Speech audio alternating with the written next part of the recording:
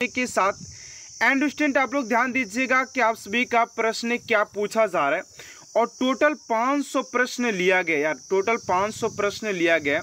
तो आप लोग सोच सकते हैं कि काफ़ी ज़्यादा मोस्ट इम्पोर्टेंट क्लास आज का होने वाला है। तो चलिए पहले प्रश्न की ओर बात करते हैं। आप सभी का पहला प्रश्न यहाँ पर पूछा जा रहा है कि हड़प्पा सभ्यता किस युग की है।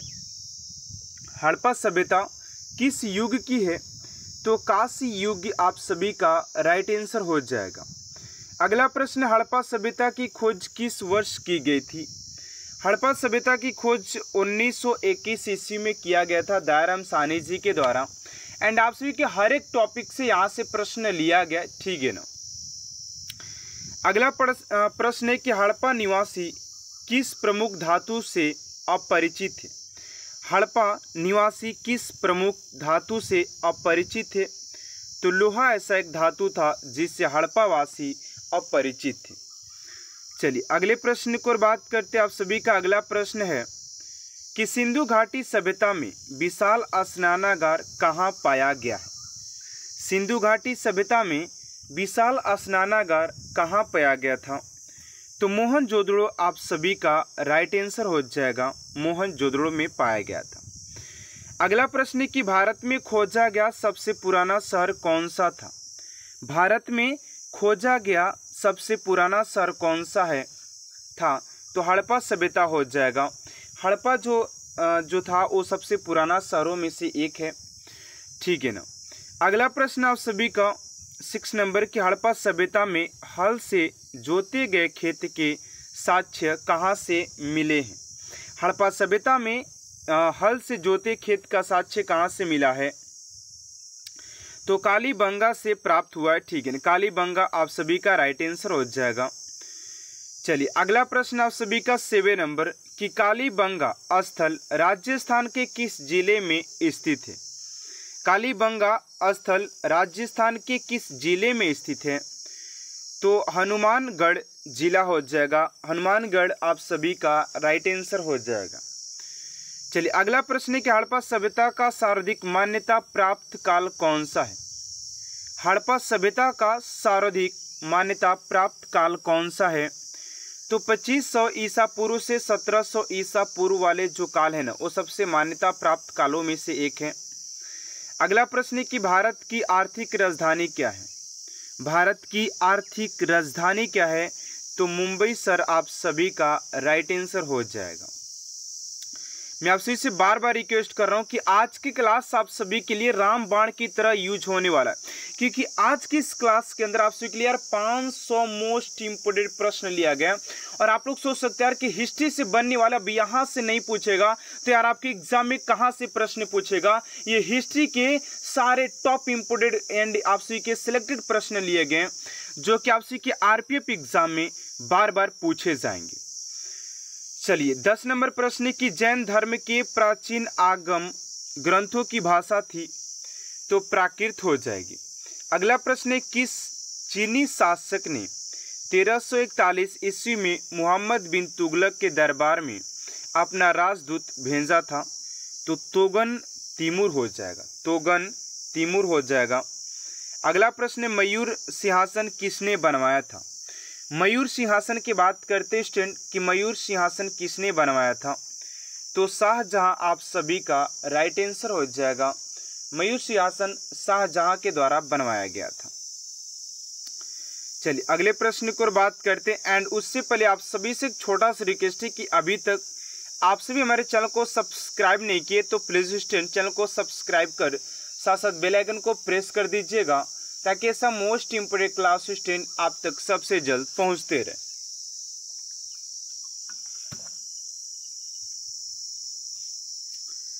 चलिए अगला प्रश्न है कि शाहजहां की बेगम का क्या नाम था? शाहजहां की बेगम का क्या नाम था? तो मुमताज इज राइट आंसर हो जाएगा। अगला प्रश्न, मयूर सिंहासन को बनवाने वाले कलाकार का क्या नाम था?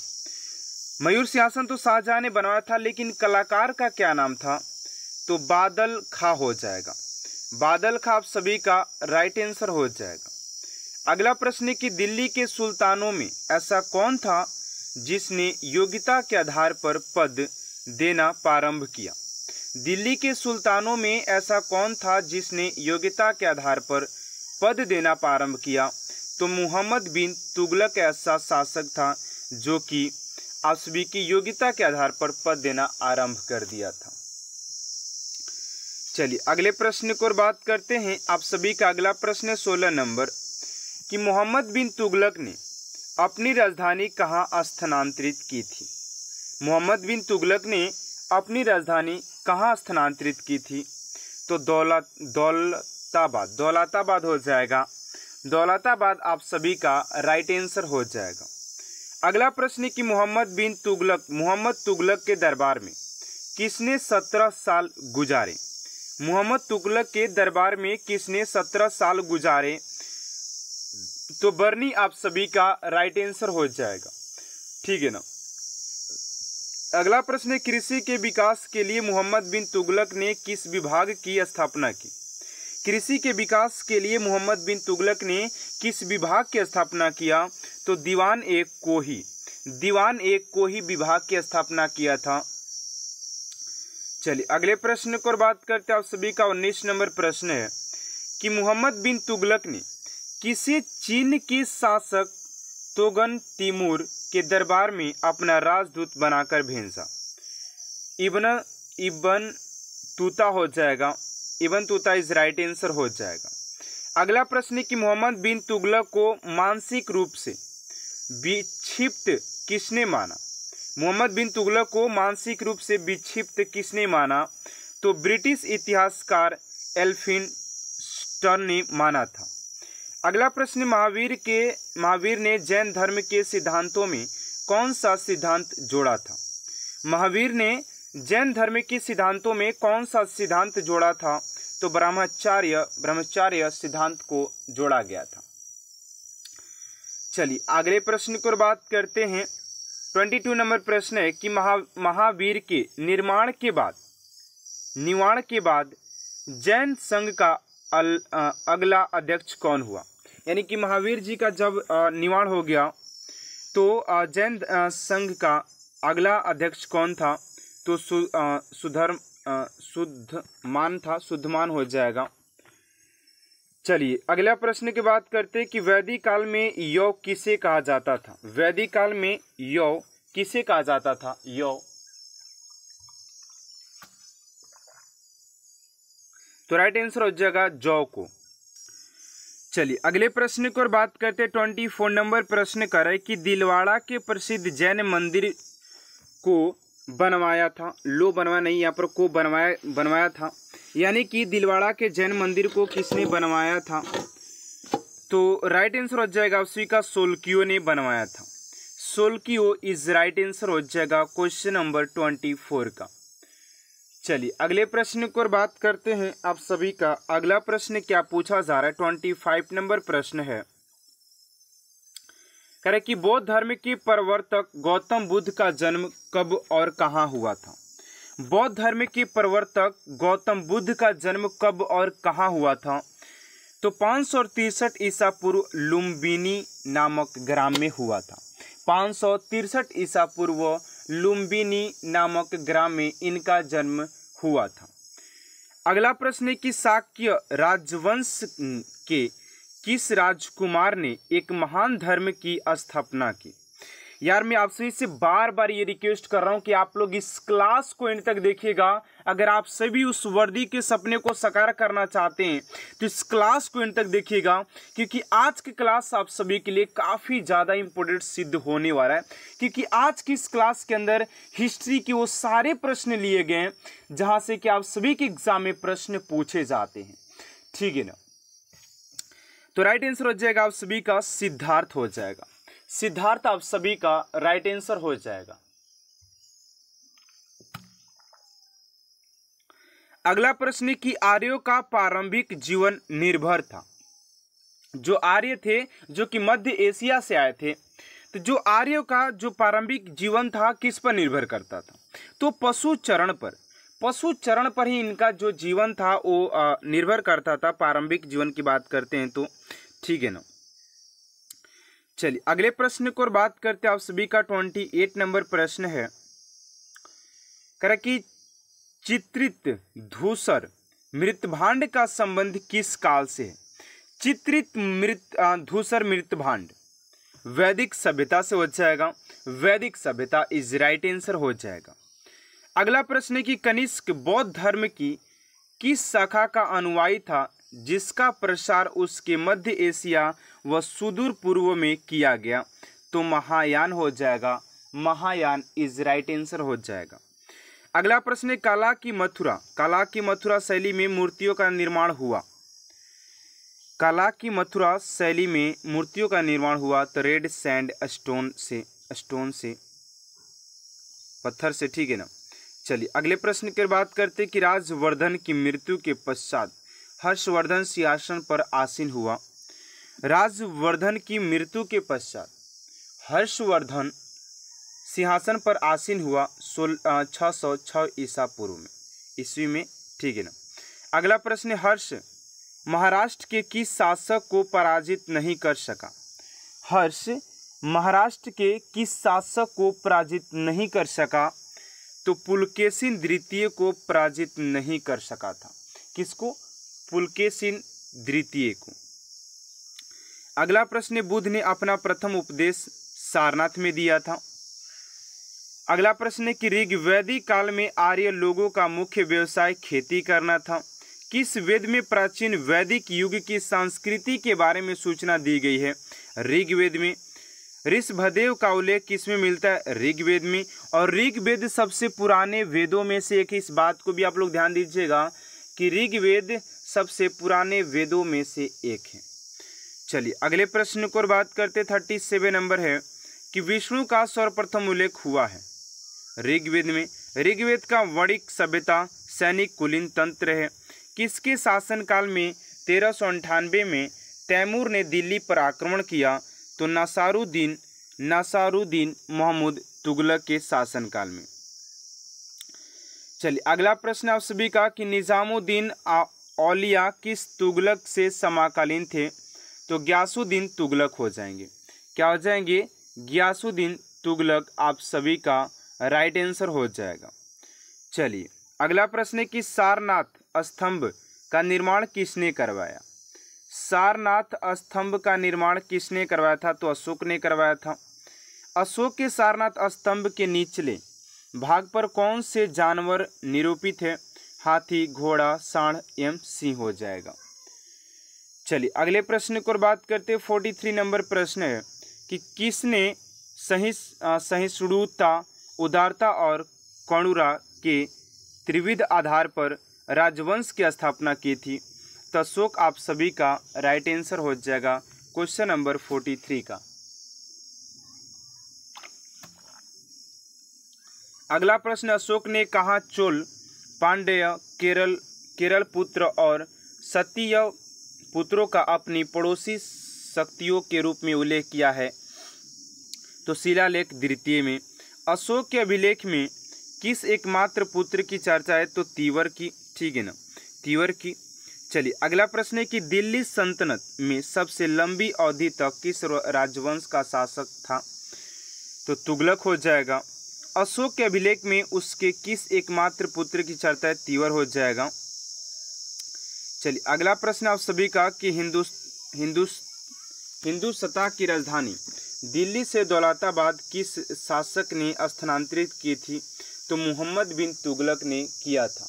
मोहम्मद बिन तुगलक आप सभी का राइट आंसर हो जाएगा। अगला प्रश्न अशोक ने अपने किस शिलालेख में स्वयं का उल्लेख किया है? तो मास्की में अशोक ने स्वयं को उल्लेख किया है। तो मास्की आप सभी का राइट आंसर हो जाएगा। चलिए अगला प्रश्न है कि अशोक के ब्राह्मी अभिलेखों को सर्वप्रथम किसने पढ़ा था? तो जेम्स प्रिंसेप ने पढ़ा था। जेम्स प्रिंसेप ही एक ऐसा था जिसने अशोक के शिलालेख को पहली बार पढ़ा था। और यहाँ पर हम लोगों ने सिर्फ 15 मिनट में 50 क्वेश्चन को कवर किए। और अभी तो हमारे पास बहुत ऐसे क्वेश्चन हैं जो कि आपसे के एग्जाम में पूछे जाने वाले हैं। तो सारे प्रश्नों को आप लोग कवर करके जाइएगा, ठीक है ना।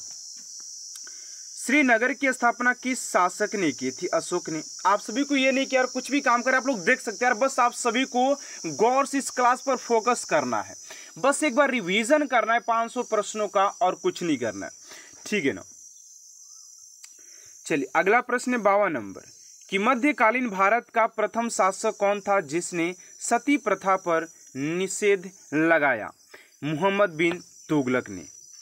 किस सुल्तान ने सर्वप्रथम उत्तर भारत में सिंचाई हेतु नहरों का जाल सा फैला दिया? तो फिरोज तुगलक ने। मराठा शक्ति का उदय 17वीं शताब्दी के उत्तरार्ध में हुआ था। मराठा शक्ति का उदय 17वीं शताब्दी उत्तरार्ध में हुआ था।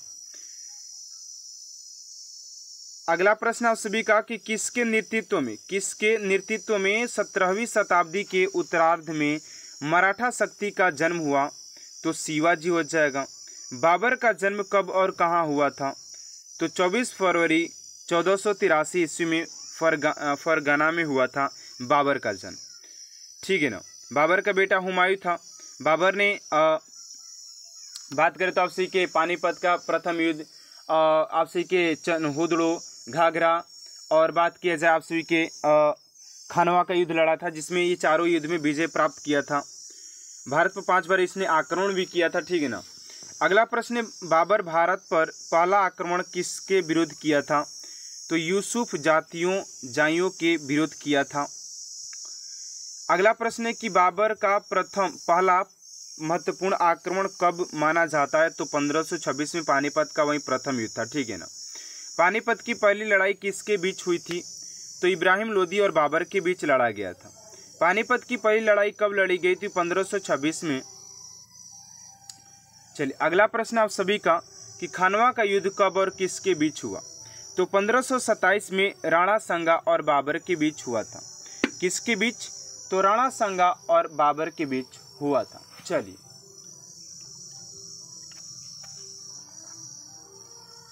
अगला प्रश्न है कि बाबर और मेदिनी राय के बीच हुआ युद्ध किस नाम से जाना जाता है? तो चंदेरी का युद्ध के नाम से जाना जाता है, जो कि 1528 ईस्वी में लड़ी गई थी। चंदेरी का युद्ध 1528 ईस्वी में। अगला प्रश्न है घाघरा के युद्ध में बाबर ने किससे पराजित किया था? घाघरा के युद्ध में बाबर ने किसे पराजित किया था? तो मोहम्मद लोदी यानी कि इब्राहिम लोदी का भाई, इब्राहिम लोदी के भाई मोहम्मद लोदी को इसने पराजित किया था। चलिए अगला प्रश्न आप सभी का 64 नंबर कि बाबर की आत्मकथा को किस नाम से जाना जाता है? बाबर की आत्मकथा को किस नाम से जाना जाता है? तो तुजुक ए बाबरी यानी कि बाबरनामा के नाम से जाना जाता है। किस युद्ध में बाबर ने तोपखाना का इस्तेमाल किया था? किस युद्ध में बाबर ने तोपखाना का इस्तेमाल किया था? तो पानीपत का प्रथम युद्ध में। पानीपत का द्वितीय युद्ध कब और किसके बीच लड़ा गया? पानीपत के द्वितीय युद्ध की बात करते स्टूडेंट तो आप सभी के 1556 में अकबर और हेमू विक्रमादित्य के बीच लड़ा गया था। हेमू और विक्रमादित्य के बीच लड़ा गया था, अकबर जो था, ठीक है ना। इन्हीं के बीच पानीपत का द्वितीय युद्ध 1556 ईस्वी में हुआ था। चलिए अगला प्रश्न आप सभी का 67 नंबर। पानीपत का द्वितीय युद्ध में किसकी जीत हुई? पानीपत के द्वितीय युद्ध में बात करें तो अकबर की जीत हुई थी। किसके संरक्षण में अकबर ने 1560 ईस्वी तक शासन किया? तो बैरम खान हो जाएगा, बैरम खां हो जाएगा। चलिए अगला प्रश्न, सिंहासन पर बैठते ही अकबर ने कौन सा युद्ध लड़ा और जीता? पानीपत की दूसरी लड़ाई। पानीपत की दूसरी लड़ाई इसने जीता था और वहां पर शासन भी किया था। अगला प्रश्न है कि भारत के प्रथम विधि निर्माता कौन है? मनु हो जाएंगे। वैश्विक दर्शन के प्रतिपादक कौन थे? तो महर्षि उल्लूक कड़ाद हो जाएंगे। न्याय दर्शन के प्रतिपादन महर्षि गौतम ने किया था। अगला प्रश्न है कि संख्या दर्शन के प्रतिपादन कपिल मनु ने किया था, मुनि ने। पूर्व मीमांसा दर्शन के प्रतिपादन जैमिनी ने किया था। कांचीपुरम के कैलाशनाथ मंदिर का निर्माण किसने करवाया था? तो नरसिंह वर्मन द्वितीय ने, प्रथम ने। अगला प्रश्न है कि कांचीपुरम के मुक्तेश्वर मंदिर तथा बैकुंठ पेशमाल मंदिर का निर्माण किसने करवाया था? तो नंदी वर्मन द्वितीय ने करवाया था। राष्ट्रकूट वंश का संस्थापक कौन था? राजवंश कूट के संस्थापक की बात करते हैं तो दंती दुर्ग हो जाएंगे। दंती दुर्ग आप सभी का राइट आंसर हो जाएगा। अगला प्रश्न आप सभी का कि कृष्ण प्रथम, गोविंद द्वितीय, अमोघ वर्ष, कृष्ण द्वितीय, इंद्र तृतीय तथा कृष्ण तृतीय किस वंश के राजा थे? तो राष्ट्रकूट वंश के राजा हो जाएंगे। ये सारे जो राजा है ना वो राष्ट्रकूट वंश के हो जाएंगे। अगला प्रश्न है कि राष्ट्रकूट वंश की राजधानी कहाँ हुई थी? तो मनकिर या मन्यत खेत। राष्ट्रकूट वंश का शासक कौन था? ध्रुव हो जाएगा। किस राष्ट्रकूट शासक ने प्रतिहार वंश के शासक नाटभट्ट द्वितीय को पराजित किया? गोविंद द्वितीय ने। चलिए थोड़ा सा फास्ट चलेंगे क्योंकि क्वेश्चन बहुत ज़्यादा एंड टाइम बहुत कम है हमारे पास, ठीक है। थोड़ा सा फास्ट लेकर चलेंगे कि हर्यक वंश का संस्थापक बिंबिसार, राष्ट्रकूट वंश का अंतिम शासक कृष्ण तृतीय, महाराष्ट्र में स्थित एलोरा एवं एंटीफेटा गुफाओं का निर्माण किस शासक के शासनकाल में हुआ? राष्ट्रकूट के शासनकाल में हुआ था। कल्याणी के चालुक्य वंश की स्थापना तैलप द्वितीय, वातापी के चालुक्य वंश की स्थापना राजा जयसिंह, पुलकेशिन प्रथम, पुलकेशिन द्वितीय, विजयादित्य तथा कीर्तिवर्मन किस वंश के राजा थे? तो चालुक्य वंश हो जाएंगे। चलिए अगला प्रश्न आप सभी का 88 नंबर की व्यंगी के चालुक्य वंश के संस्थापक थे विष्णुवर्धन। चोल वंश का संस्थापक विछयालय। चोल वंश की राजधानी कहाँ हुई थी? तो तंजावुर हो जाएगी।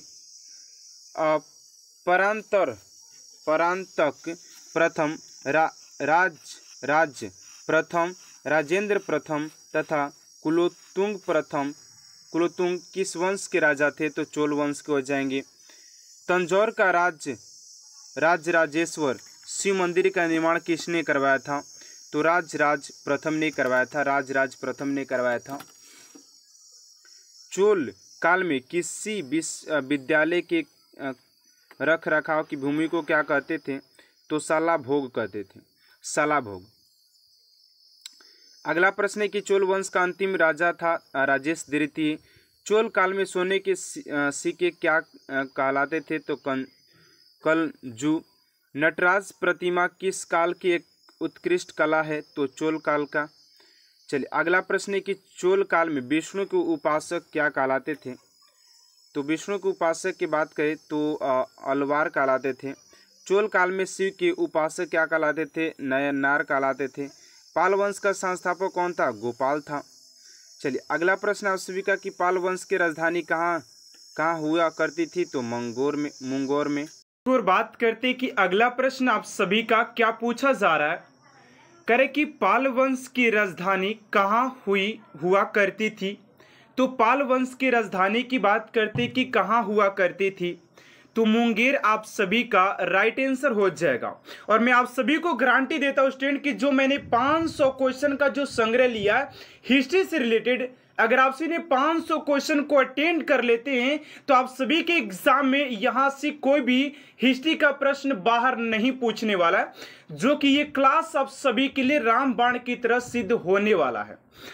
चलिए अगले प्रश्न की ओर बात करते हैं। आप सभी का अगला प्रश्न क्या पूछा जा रहा है, करे कि धर्मपाल, देवपाल, नारायणपाल, महिपाल तथा नयपाल किस वंश के राजा थे? तो राइट आंसर हो जाएगा आप सभी का ये सारे जो राजा थे वो पाल वंश के राजा हो जाएंगे। चलिए अगला प्रश्न आप सभी का कह रहा है कि विक्रमशिला विश्वविद्यालय की स्थापना किसने की थी? विक्रमशिला विश्वविद्यालय की स्थापना की बात करते स्टूडेंट किसकी स्थापना किसने किया था? तो राइट आंसर हो जाएगा आप सभी का धर्मपाल ने किया था। धर्मपाल आप सभी का राइट आंसर हो जाएगा। चलिए अगले प्रश्न की ओर बात करते हैं। आप सभी का अगला प्रश्न 103 नंबर का रहा है कि ओंदपुरी बिहार के प्रसिद्ध बौद्ध मठ का निर्माण किसने करवाया था? तो देवपाल आप सभी का राइट आंसर हो जाएगा। अगला प्रश्न है कि पाल शासक किस धर्म के अनुयायी थे? तो पाल शासक के अनुयायी की बात करें तो बौद्ध धर्म के अनुयायी हो जाएंगे।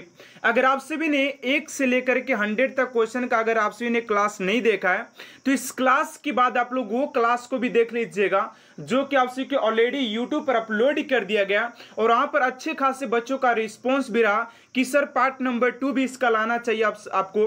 तो मैंने इसका पार्ट नंबर 2 भी 500 क्वेश्चन का मैंने पार्ट नंबर 2 भी आज के इस क्लास में कंप्लीट करवाने वाला हूँ।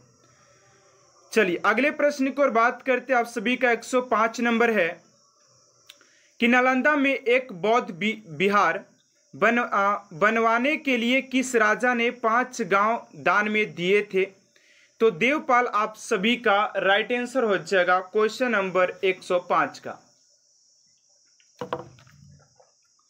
चलिए अगला प्रश्न आप सभी का 106 नंबर कि पृथ्वीराज राजस्व की रचना किसने की थी? तो हो जाएंगे चंद्रवरदाई, मध्यकालीन इतिहास के हो जाएंगे। अगला प्रश्न आप सभी का कि किसके नेतृत्व में अरबों ने भारत पर पहला आक्रमण किया था? तो यहाँ पर प्रश्न आप सभी से पूछा जा रहा है कि किसके नेतृत्व में अरबों ने भारत पर आक्रमण किया था? तो इस क्वेश्चन का राइट आंसर हो जाएगा मोहम्मद बिन कासिम हो जाएगा। मोहम्मद बिन कासिम आप सभी का राइट आंसर हो जाएगा। चलिए अगले प्रश्न की ओर बात करते हैं कि किसके नेतृत्व में अरबों ने भारत पर पहला आक्रमण किया था? तो मोहम्मद बिन कासिम के नेतृत्व में किया था। चलिए अगले प्रश्न की ओर बात करते हैं। आप सभी का अगला प्रश्न है कि अरबों ने सिंध को किस वर्ष जीता था? अरबों ने किस वर्ष सिंध को जीता था? तो 712 ईस्वी में जीता था। अगला प्रश्न, अरबों के आक्रमण के समय सिंध का राजा कौन था? तो अरबों के आक्रमण के समय अगर हम लोग सिंध के राजा की बात करें कि सिंध का राजा कौन था जिसे अरबों ने पराजित किया था, दाहिर हो जाएगा। अगला प्रश्न है कि 932 ईस्वी में किसने गजनी नामक साम्राज्य की स्थापना किया? तो अल्पतगिन आप सभी का राइट आंसर हो जाएगा। चलिए अगला प्रश्न आप सभी का कि प्रथम तुर्क आक्रमण के समय पंजाब का शासक कौन था? प्रथम तुर्क आक्रमण के समय पंजाब का शासक कौन था? तो जयपाल आप सभी का राइट आंसर हो जाएगा क्वेश्चन नंबर 112 का। अगला प्रश्न है कि सुबुक्तगिन कौन था? तो सुबुक्तगिन की बात करें तो अल्पगिन का दामाद हुआ करता था। अगला प्रश्न, महमूद गजनी किसका पुत्र था? तो सुबुक्तगिन का हो जाएगा। और यहाँ पर मैं आप सभी को स्टेट बता दूं कि आप सभी के हिस्ट्री के उस सारे प्रश्नों का निचोड़ लिया गया जहां से कि आप सभी के एग्जाम में प्रश्न पूछे जाते हैं। और यहाँ पर हर एक टॉपिक से 10 से 15 प्रश्न लिए गए हैं, जो कि हर टॉपिक में जहां से प्रश्न आप सभी के जो पूछा जाता है आरपीएफ में, वहां से सारे प्रश्न का संग्रह लिया गया। तो आप लोगों को बिना डरे इस क्लास को अच्छी तरीके से देखना है, जो कि ये क्लास आप सभी के लिए रामबाण की तरह सिद्ध होने वाला है। ठीक है ना।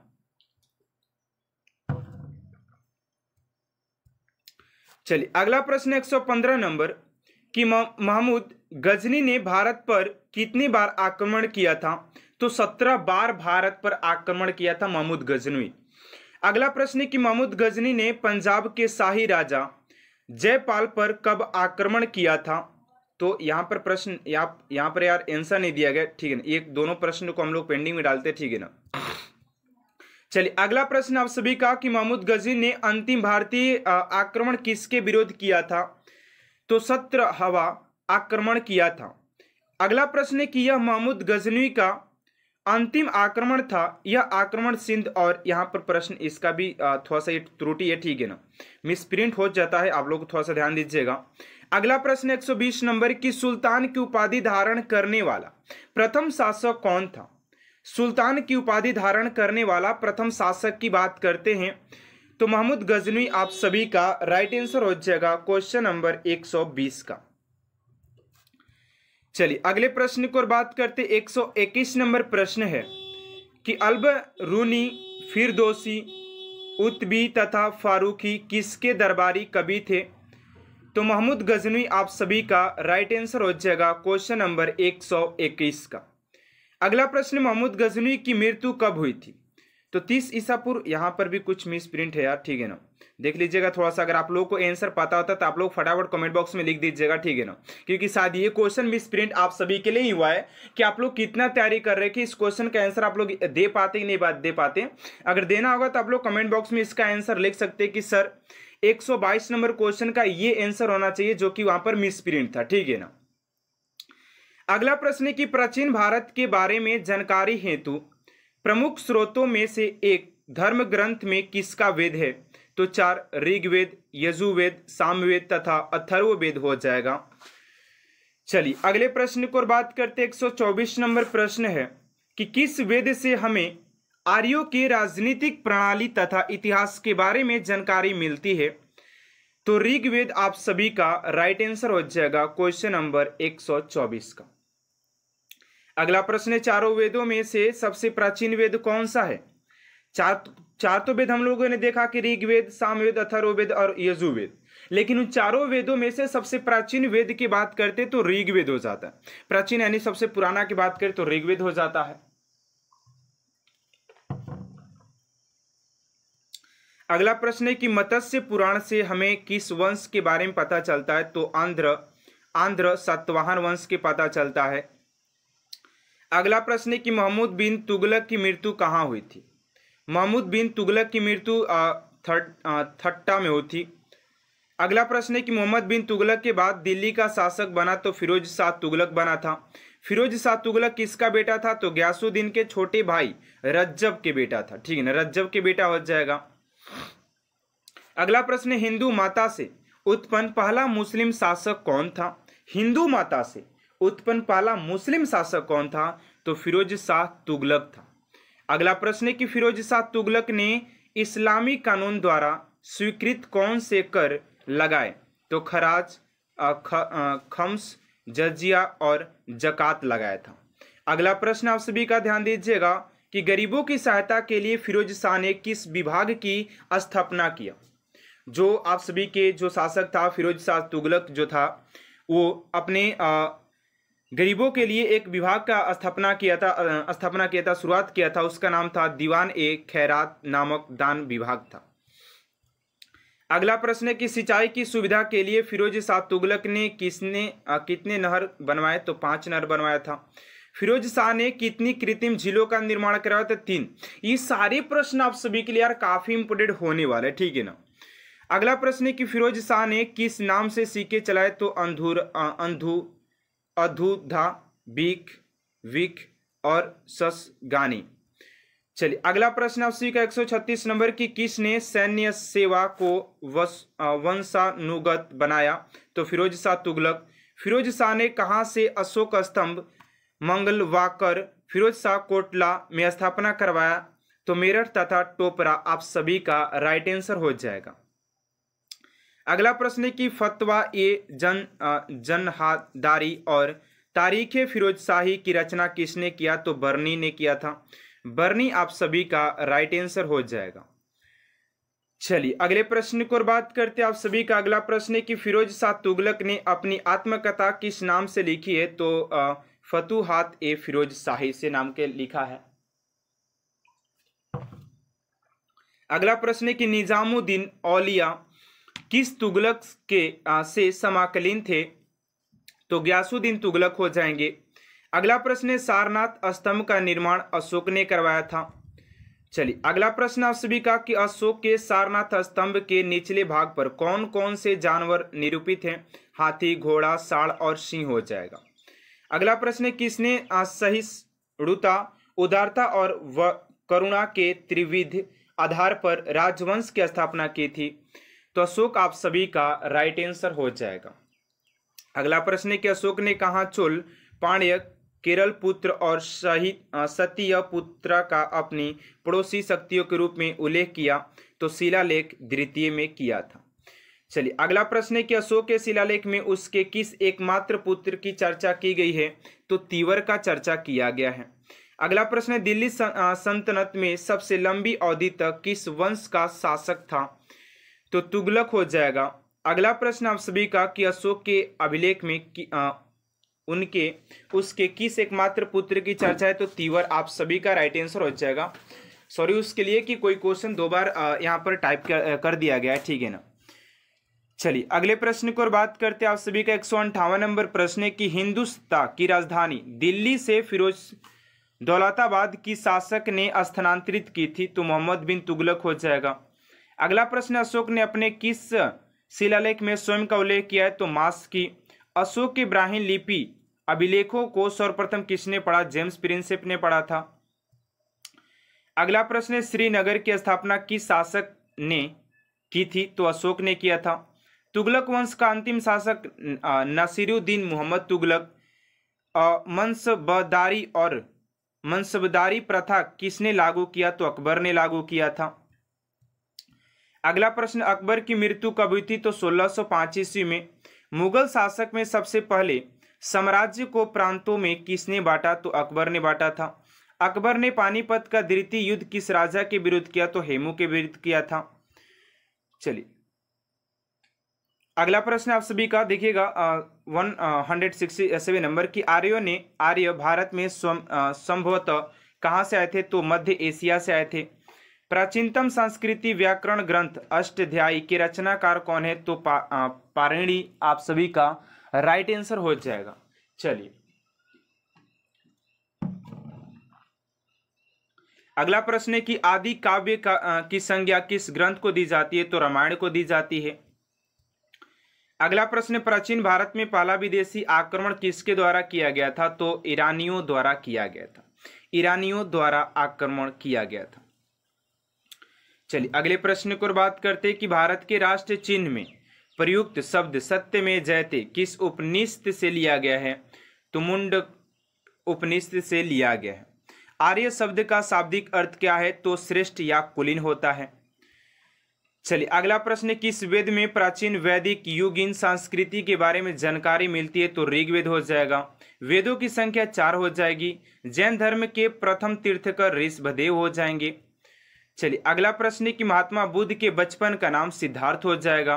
महात्मा बुद्ध का जन्म स्थल लुम्बिनी नेपाल में हो जाएगा। सिकंदर ने भारत पर आक्रमण किया 326 ईसा पूर्व में किया था। अगला प्रश्न, सिकंदर एवं पोरस के मध्य युद्ध किस नदी के तट पर लड़ा गया था। यह भी क्वेश्चन काफी इंपोर्टेंट, बहुत बार पूछा भी गया है। झेलम नदी हो जाएगा। मगध की प्रथम राजधानी कौन सी थी, तो गिरिब्रज थी। नंद वंश के संस्थापक महापद नंद थे। अगला प्रश्न, नंद वंश का अंतिम शासक धनानंद हुआ। बौद्ध धर्म का पवित्र ग्रंथ कहलाता है, तो त्रिपिटक आप सभी का राइट आंसर हो जाएगा क्वेश्चन नंबर 183 का। अगला प्रश्न, जैन धर्म का पवित्र ग्रंथ कहलाता है, तो आगम हो जाएगा। चलिए अगला प्रश्न आप सभी का 185 नंबर की महात्मा स्वामी महावीर स्वामी के बचपन का नाम वर्धमान हुआ करता था।